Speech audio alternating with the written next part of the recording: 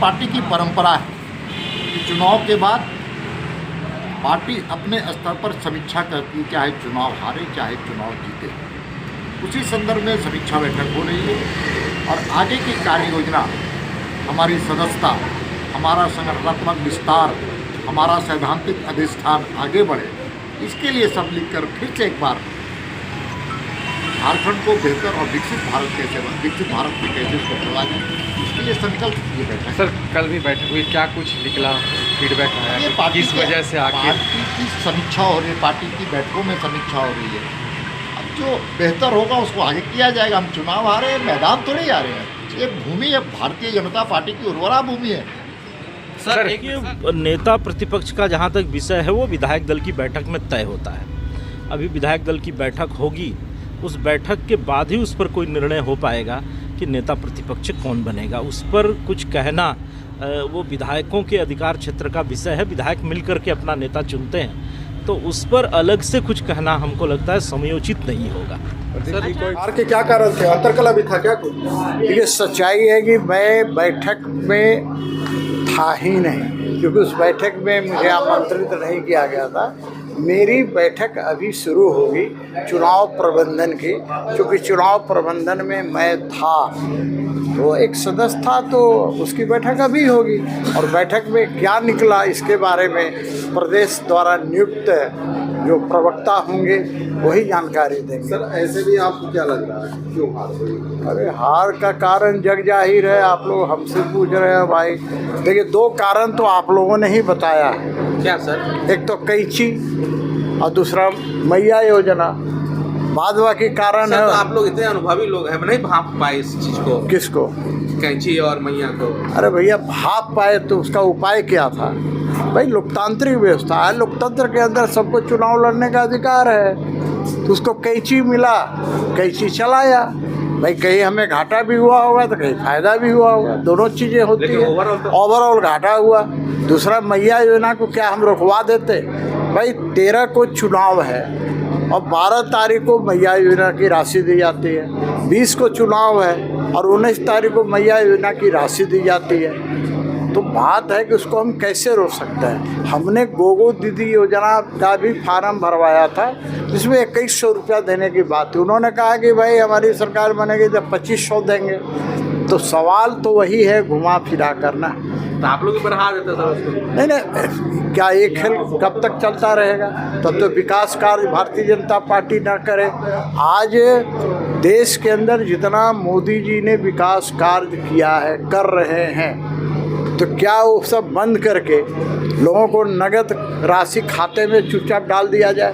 तो बात ऐसा है कि राजनीति में कई फैक्टर्स काम करते हैं, कई एलिमेंट्स होते हैं। अब हुआ है, हार हुई है, उन्हें जनादेश मिला है, हमें विपक्ष में बैठने का जनादेश मिला। तो हमारी विपक्ष में भूमिका होगी और जन अनुरूप होगी।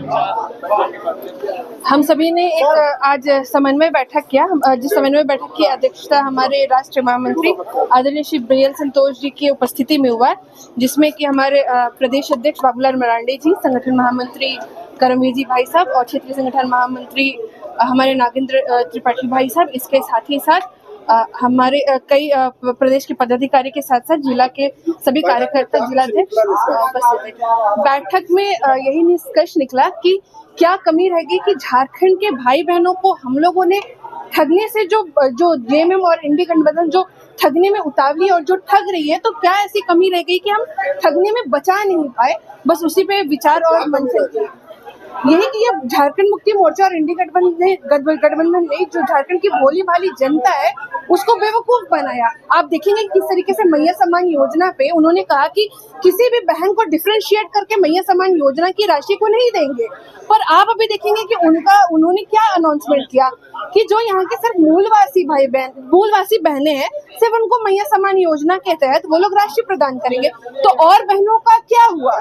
एक आपने आयु सीमा, आपने चुनाव के समय ये घोषणा की थी कि आयु सीमा आप लोग लिमिटेशन नहीं लगाएंगे, पर जैसे ही आप लोगों ने चुनाव जीता तो आप लोगों ने असली झारखंड मुक्ति मोर्चा और इंडी गठबंधन ने असली रूप दिखा दिया, और ये असली रूप दिखाते के साथ एक एज लिमिटेशन वहाँ पे लागू कर दिया गया। इसके साथ ही साथ कई लोगों की जो पेंशन है उस पेंशन पे कोई काम नहीं हुआ, और जो भी युवा है युवाओं को तो साफ और साफ ठगने का काम किया गया। इन्होंने जो वादा किया था वो वादा अभी कहाँ साकार होते दिख रहा है?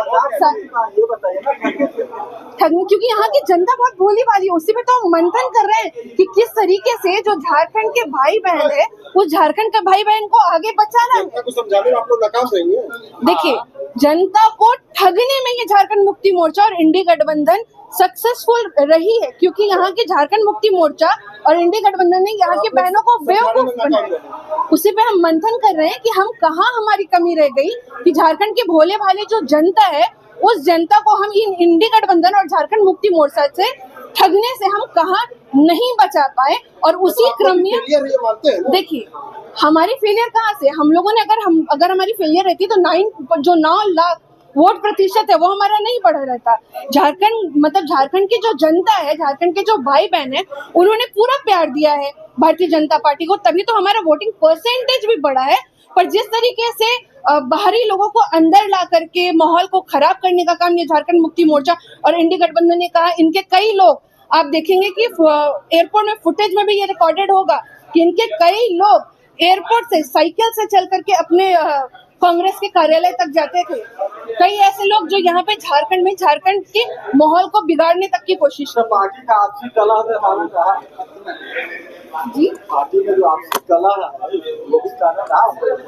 देखिए, पार्टी का आपसी कला, तो अगर आप आपसी कला की बात करेंगे तो सभी तो आपको मिलजुल करके ही दिखेंगे। अगर मान लीजिए कोई रूठे हैं आपके ही घर में, अगर कोई 4 लोग रहते हैं, 4 जने रहते हैं, तो उन 4 जो परिवार के सदस्य हैं वो 4 परिवार के सदस्य आपस में रूठते हैं, तो अगर जो रूठते तो वो बाद में मनाए भी तो और वो मन करके सब एक